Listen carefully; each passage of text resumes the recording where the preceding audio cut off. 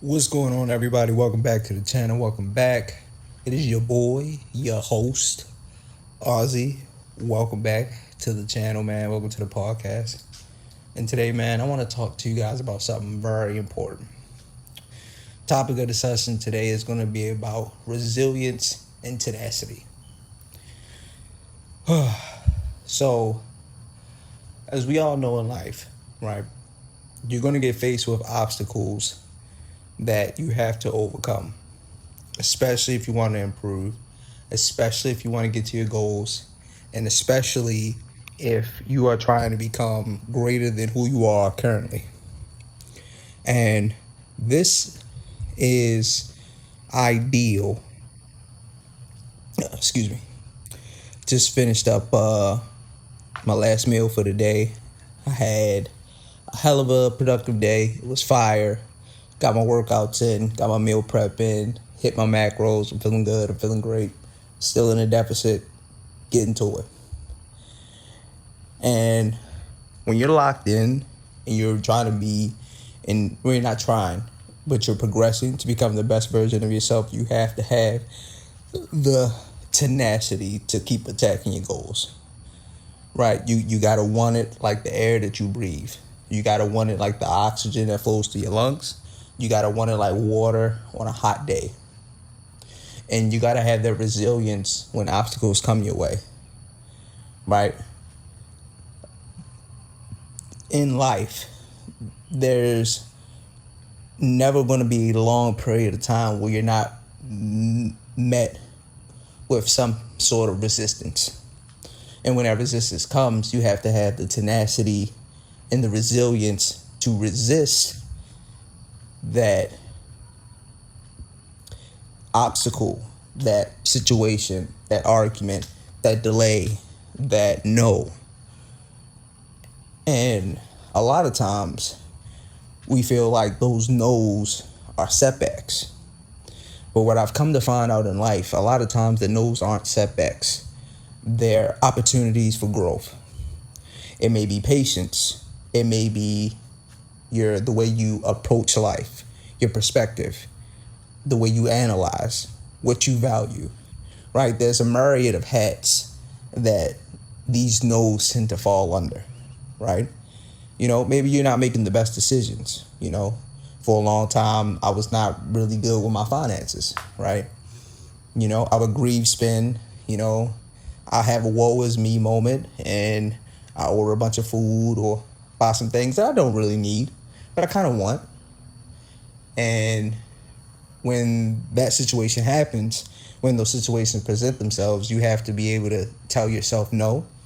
And then sometimes you have to deal with the ramifications of your actions, but in a way where you assess them in order to be decisive and more precise in the next part. Fitness is a big part of my life. I'm not a fitness content creator, at least I don't think so, but I understand with what fitness has done for my life. When I first started taking my fitness journey seriously, I noticed my entire way of thinking changed.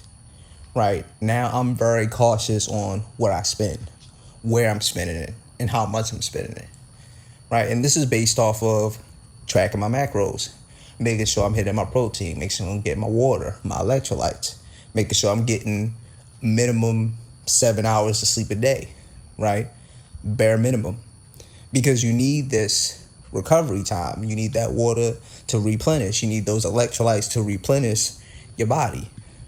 And that takes a level of resilience. Because there are moments where you're going to be like, man, a donut sounds good. For example, my nephew, he was having some ice cream. And it looked pretty tasty. But I had to ask myself, I have to have the tenacity and the resilience to tell myself, hey, that doesn't align with my goals. I'm trying to get to 155 lean, so I can't have ice cream right now, especially not that type of ice cream. And you have to be able to be honest with yourself and have the conviction of that no. And as you continue to grow, as you continue to push, towards your goals, you're going to get faced with a lot of temptation. Maybe your goal isn't to get fit. Maybe your goal is to make more money. But the same principle applies. You can't go out and buy the latest J's, when you're trying to stack up, $1,000 a month, $2,000 a month, $5,000 a month, whatever that number is.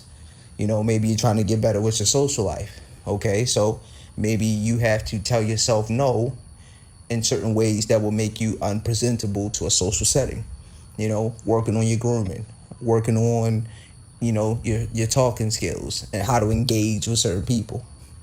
I come from Baltimore City, so, in an ideal social setting, using Baltimore slang is probably not going to help me be more social in a new environment, in a new state. Because quite frankly, the way we greet each other in other scenarios is offensive. I know what I mean by when I say, fuck it is stupid, or what's good, dummy. I know I'm not actually calling you a dummy.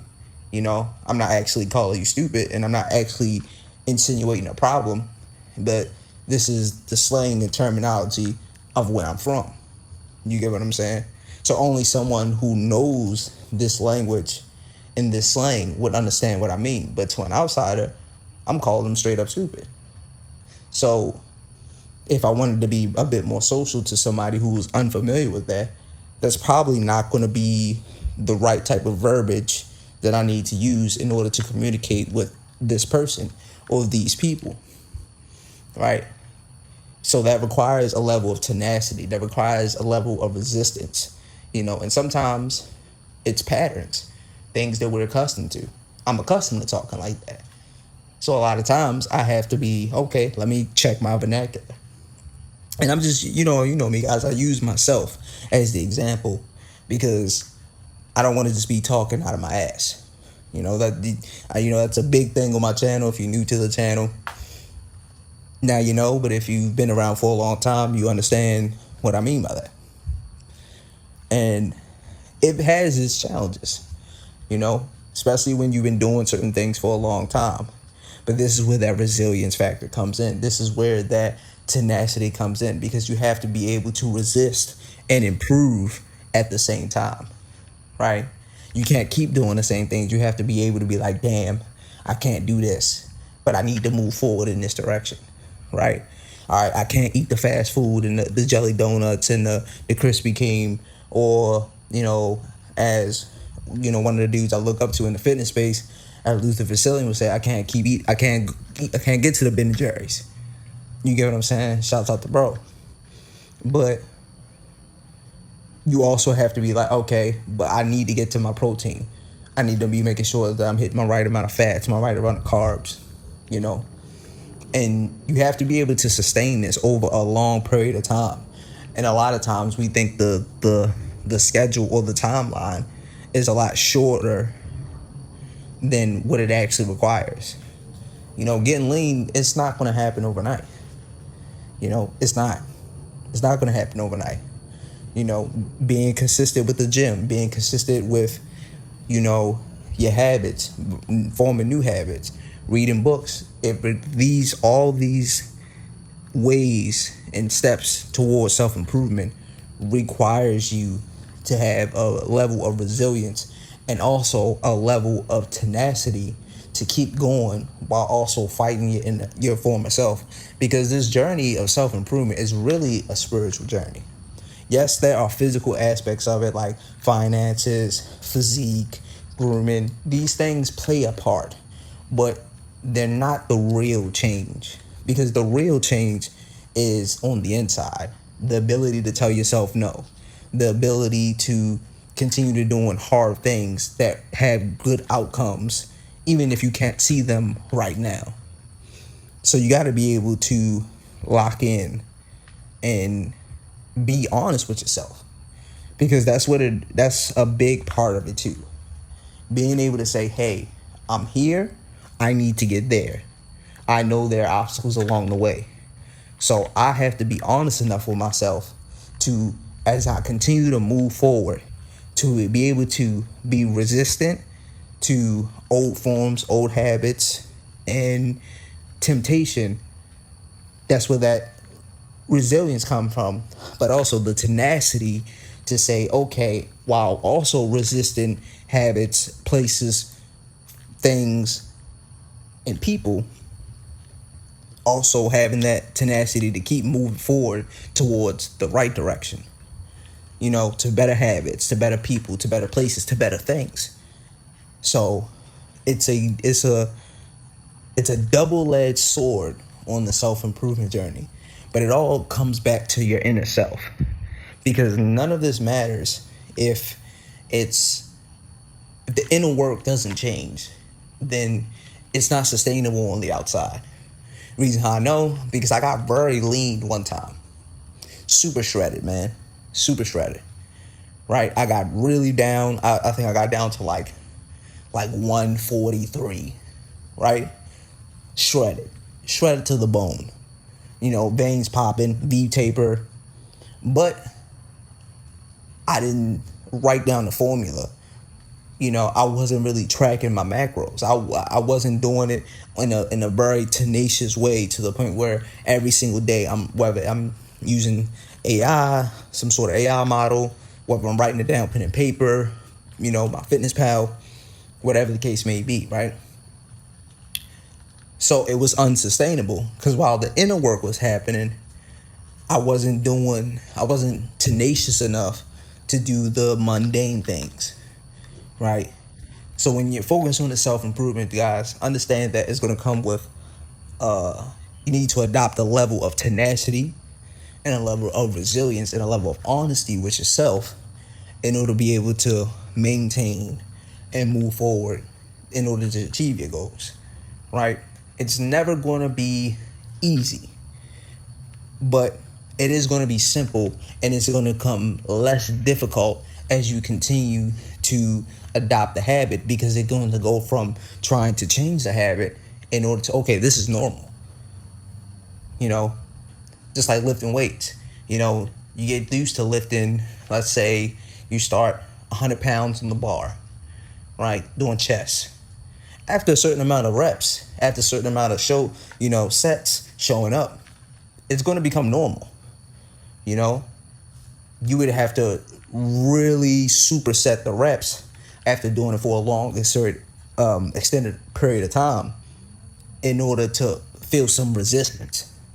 So that's what I wanted to talk to you guys about in this quick little podcast, man. Make sure that you're being resistant, building that level of tenacity and that resilience in order to get towards your goals. It's your boy Ozzy, man. If you're liking the content, man, hit the like button, hit the subscribe button. We're posting I'm posting long form content 4 to 5 times out of the week. Trying to get the shorts back out on an everyday basis. We getting back to it. We locked in, man. Man, keep going first, man. Love y'all. And I'll see y'all in the next one.